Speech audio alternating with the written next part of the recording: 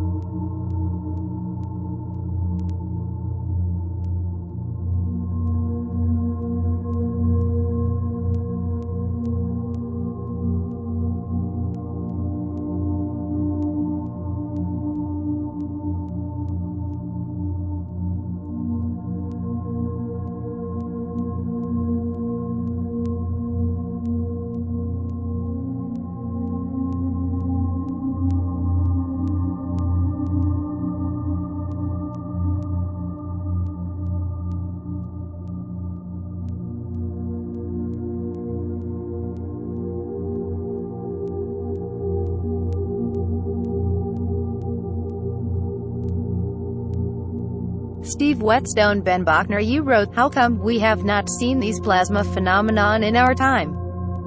Are they just extremely rare? They are not possible in our current space electrical environment.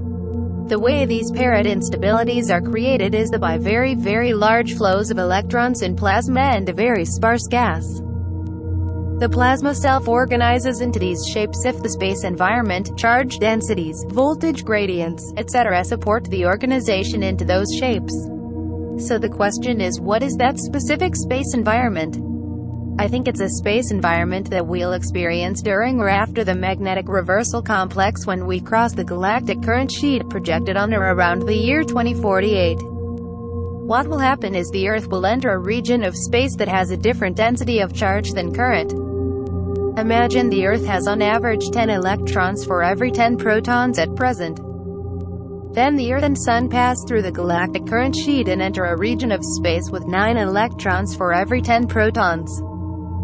The result would be that the Earth will start leaking electrons until the Earth equalizes with its environment. This would therefore create very, very large electron flows in river-sized currents traveling from underground and up into space. Once in space, the electrons make these shapes and naturally self-organize. As a side effect, places like Stonehenge or the pyramids will function as extremely large leak points, similar to the mouth of a river.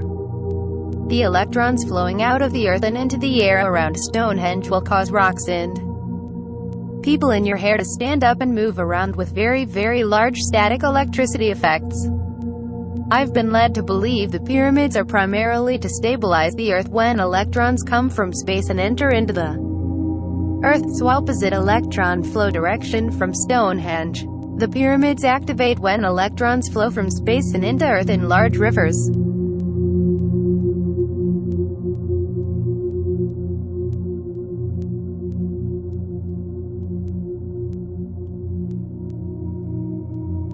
Ben Bachner, Steve Whetstone, thank you very much.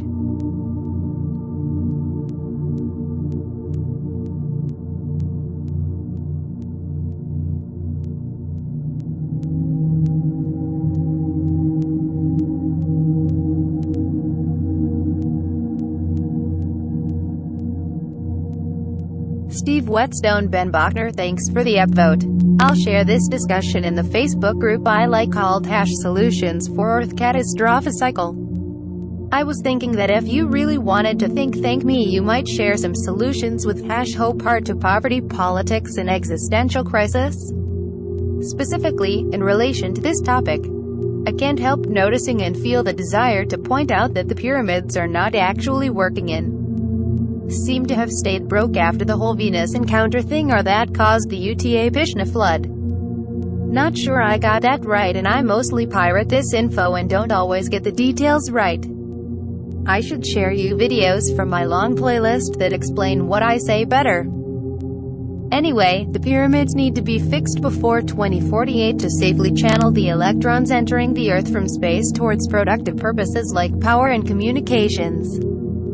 Without the pyramids working to help equalize charge differentials, the result is nature causes semi-random solar flare-type conditions on the surface of the Earth. So fix the pyramids, including the microwave ionizing beam that opens a stable low-resistance path from the magnetosphere and into the pyramid ASAP. See http://www.godelectric.org/pyramids for more information on how the pyramids work and fixing them. Also, another reason to fix the pyramids is here's what happens in an electron extraction event if the pyramids are broken during the transitioned into a lower electron density region. Or maybe an electron extraction event is what happens without functional pyramids if you enter a higher electron density region. Or maybe it's based on proton densities or something else. I'm not sure of the engineering. It's in a YouTube playlist somewhere. Well, let me at least share with you a video about the legend of Blue Feather and the space environment driven space weather event that created the geography for much of the Midwest a few thousand years ago. This video is made by a friend of mine and he lets me pirate his stuff for free. #Robert Burke Catastrophic Historian Robert Burke https://www.youtube.com/watch?. This video talks about what happens when electrons seep into the earth in large amounts if you don't have a functional pyramid. Basically very large or slow-moving electron-driven tornadoes. Towers of fire. Basically, it's better for humanity to quickly rebuild the global network of pyramids to protect us, so #share enjoy. Sincerely, Pash Strawwood Whetstone for King Brit.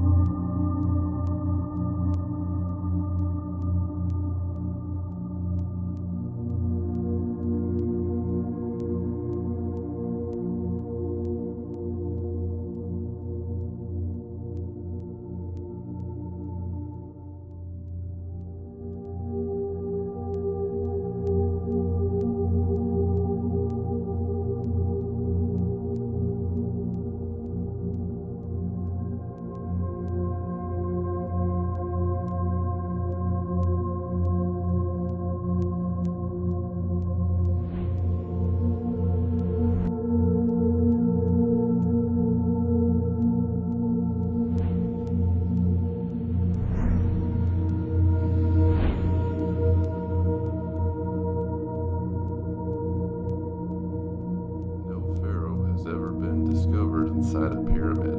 Pyramids were never built for kings and queens or monuments of a power hierarchy, and neither are they for resting bread or famine. Using the true hieroglyphs, pyramids are described as functional buildings, without which life would not exist on Earth.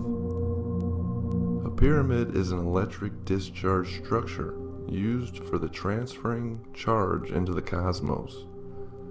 The true hieroglyphs clearly explain this function of the pyramid as an electrical discharge structure and not a power plant. The hieroglyphs go into great detail, explaining that pyramids act as magnetic quadrupoles, or what mainstream science would call a particle accelerator. A pyramid injects high voltage, negative charge deep inside the earth. This is explained in further detail by Sokdu and Set. The hieroglyphs explain that negative charge is absorbed into a celestial body to support life, described by the hieroglyph of the Ankh, which was decoded by GodElectric to mean support life. Absorbing negative charge into a celestial body maintains the scale height of the ionosphere, indicated by Nephthys, and its charge state and corresponding magnetic field shown by CSAT. It was assumed by mainstream science that there is a source of negative charge to meet any deficiency. However, space is a far better vacuum than any we can achieve on Earth.